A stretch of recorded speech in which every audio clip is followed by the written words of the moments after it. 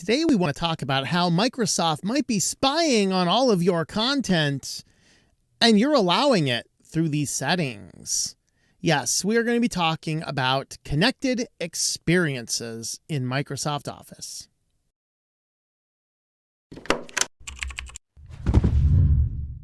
Thanks for checking out this video by Switch2Linux, where we like to cover privacy and technology and Linux and FOSS software and other things related to that.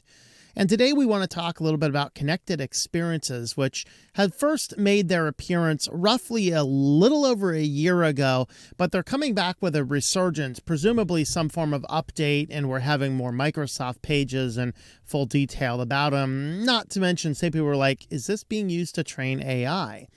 And we'll go ahead and get into all of these. If you like this type of content, please feel free to subscribe to the channel if you've not already subscribed. Leave us a like and a comment down below to help push us along in that Tubi algorithm. And with that, let's go ahead and chat about this topic. So this relates to Microsoft Office, which is apparently in the standalone application, of course, primarily in the Office 365 application, of which Microsoft is trying to get everybody to start using the Office 365 instead of the standalone. We still do have a confirmation we'll have at least a couple more versions of the standalone, but we'll see what happens down the road. That being said, Microsoft has rolled this out, and the first reference I could find to it anywhere is back in August of 2023. And this mostly dealt with some bugs on the Mac version. So a recent update to Mac version 16.76 presented the connected experiences pop-up that they just could not get away from. Every single time they would open the thing up, it would pop up. This is what that pop-up here looked like. So use connected experiences, and there is a cancel, and there's a privacy preferences. You go to the privacy preferences, it enables you to turn the system on. But going back, this is just a help article about some of the issues in October. This apparent psychopath wants to know how to enable it. I don't know why you'd want to, but anyway, you can go ahead and do and read through all of those. So this was actually a blog post from September of 2023, and this is just from We Rock Your Web. I don't know, a small hosting company or something. I have no idea who these guys are. I was just looking for the earliest references to this service, and this guy just had a little post here about this. So the annoying PC problem, you get this pop-up, and he kind of walks through how to turn it on or how to turn it off regarding what your preferences are. And they do have an article here. What exactly are the connected experiences? It refers to the company's strategy and initiatives aimed at creating a seamless and integrated ecosystem of products and services. Microsoft had been working with various software, hardware, and cloud services to provide a cohesive user experience across different devices and platforms. So Windows 10 and beyond, to infinity and beyond, I don't know. Microsoft was working on integrating its various platforms, such as Windows 10, Xbox, and Office, to provide consistent experiences.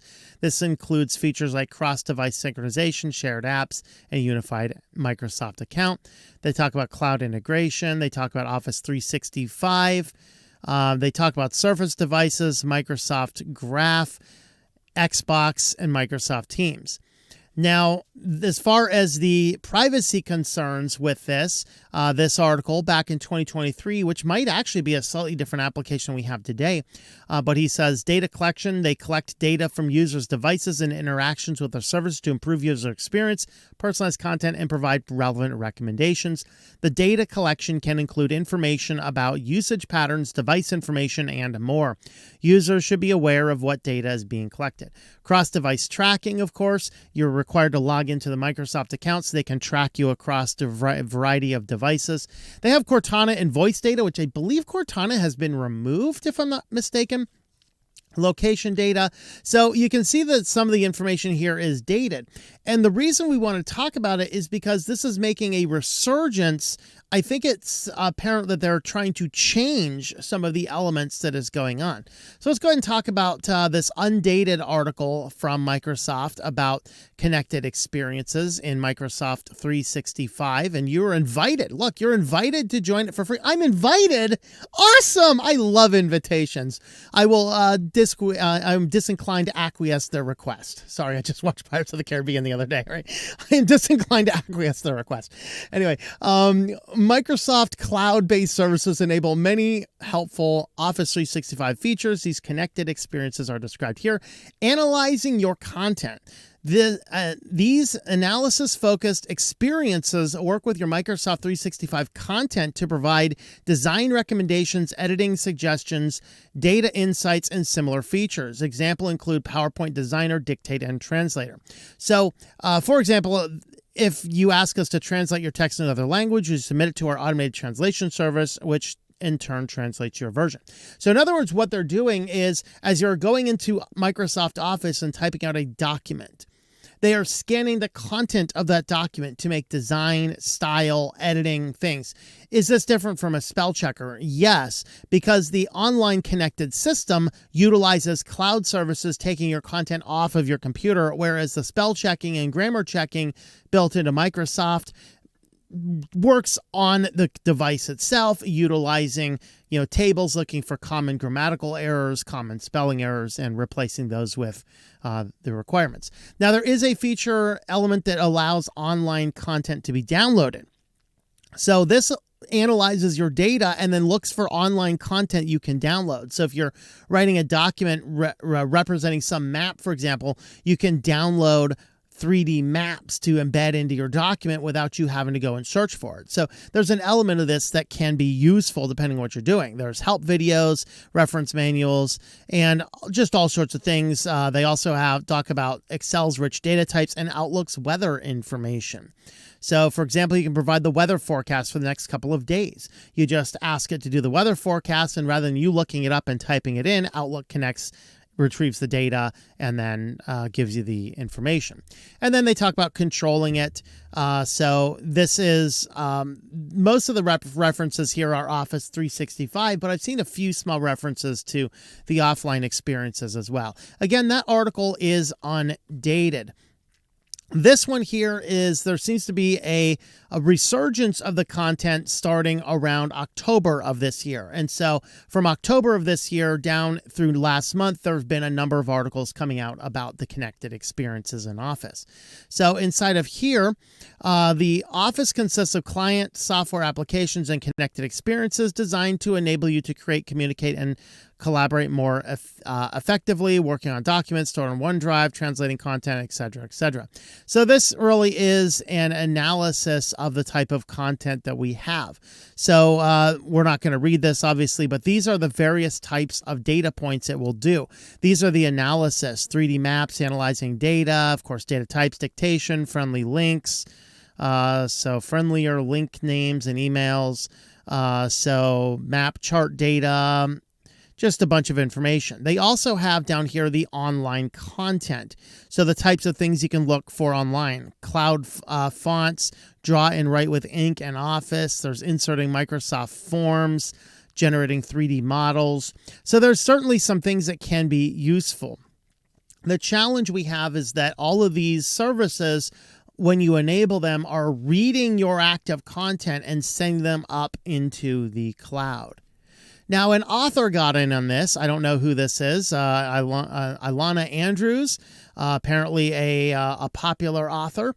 But this person rates this one here: Microsoft snuck AI into the latest version of Word. By default, they sit there and scan all of your documents. Everything you write are supposedly going through connected experiences. Connected experiences that analyze your content are experiences that use your Office content to provide you with design recommendations, editing suggestions, etc. Now, I will note that Microsoft has come out and said, we are not running your data. We're not training language models with your AI. It apparently, the connected experiences utilizes an AI, but they're not utilizing the data to train AI, is what Microsoft's assertion is. So I'm not sure if this blog post is necessarily accurate in that respect. It depends if they're running it through AI but not training AI. That really is the distinction here. And they have a list, the same list we just looked at. And then if you want to turn it off, you'd have to. So apparently this had to be turned on initially, and now the problem is it's enabled and you've got to turn it off. And so you go to MS Word, go to File, Options, Trust Center. Isn't it funny? It's called Trust Center. We're spying on your data. Trust Center. So they say here, you go to the Trust Center, Privacy Options, Privacy Settings, and you need to uncheck the various connected experiences. And I believe there's 3 check marks there. And so this person is out there doing that. So I don't know. I need to look up this Alana Andrews. We probably get along on a number of fronts. And then, of course, Malwarebytes comes out and discusses this. And this is what brought it to my attention that we haven't talked about this. So, again, this is something that Microsoft had silently rolled into the system, disabled by default, and then apparently some subsequent update enabled the button. And this is one of the problems I have with such information, is that Microsoft housed these things in here and they're just turned off by soft toggle buttons, which seem to be randomly toggled by various updates to the software. And of course, if you're using Office 365, you get the latest versions of the software. So when they decide they want to start analyzing all of your content, running it through their servers, through possibly AI and other resources, now we're dealing with an issue where you don't even know that Microsoft is scanning your content if you're using Office 365 or possibly the Microsoft standalone desktop application. The big problem we have with this is, while some of these features are very useful and interesting, the challenge is that once they have opened the door to scanning your content, it becomes infinitely easier to scan your content for something else. This is the reason why we rejected the CSAM scanning on your iCloud devices. If you had your phone and your iCloud device, it would look for hashes and go, well, that's great. It's horrible that people should have that such content. The problem is that when authoritarian governments, and we have evidence now that this actually happened, when authoritarian governments work backdoor silent deals with the big media companies and they say, well, we want information on our dissidents, then the challenge is, if you already have the mechanism in place, it's not a problem to say we're hashing for CSAM and images of Pepe the Frog. Because for a while, who was it, the SPLC or whoever it was, declared that as a sign of white supremacy, and therefore you must have been evil, and so, et cetera, et cetera. And so the challenge is that once you open the door to the technology, it becomes too easy to expand that technology. We've cracked the door open to say it's horrible. The CSAM is horrible. We need to get it off the devices. And I agree. However, the danger you have to it is paramount. It's better to get those people off the streets in other ways without relying on dragnet surveillance technologies. And this is another Microsoft dragnet surveillance technology. It is embedded in their system. They're trying to force everybody to use the online services. They're trying to get you all logged in, and then they're scanning your content. For now, they're scanning your content and say, hey, would you consider doing this app? But what if when an authoritarian government gets in the back door and says, hey, we need you to look for anybody writing documents related to, for example, 3D printed Pewies. Okay, well, if you have 3D printed Pewee references in your document, if this technology is in place and can prompt you to say, hey, look at this new design choice, it can also take this document and prompt the FBI to say, hey, look into this dude. And this is the steady, slippery slope that we find ourselves on when the feature is implemented but not turned on, and then apparently subsequently turned on in future updates. So if you are using Microsoft Office documents, you might consider checking to make sure that that feature is disabled. Okay, so obviously I recommend you don't even use Microsoft Office, but I recognize that there are certainly some people that have no choice but to use Microsoft Office. We'll get into that in a moment, but let's look at the Malwarebytes article here. They say that there's some controversy around it. There's some heated discussions. Obviously, I believe this is a slippery slope to broaden the way into dragnet surveillance technologies, and that is a really bad thing. You know, I don't want any document I'm writing going up into Microsoft's clouds to look at and go, oh, it's one thing to say, hey, maybe you should make this bold. It's another thing to say, here's a bold move. We're going to report this to the feds. Okay. And who knows? I'm probably just writing some science fiction story. I'm still working on it for this month, actually for last month, by the way. We'll get it soon. Anyway, so they wanted to try and find a little bit of middle ground here at Malwarebytes. They say Connected Experiences analyzes your content experience that use your Office content to provide you with design recommendations, editing suggestions, data insights, and similar features. If that sounds like autocorrect on steroids, you're close. You like it or you don't. I found there are two types of connected experiences. So I'll start with a locally saved document created in Microsoft 365 Word to find connected experience options. So you go into File, Options, once again, that nebulously named Trust Center, open up the privacy settings, and then you'll see three entries: experiences that analyze your content, experiences that download online content, and all connected experiences. So he's got some tin foil there that's warning him about the connected experiences. So analyzing your content. Now, if this is analyzing it locally on your device, that's one thing. But remember, this is an Office 365 account.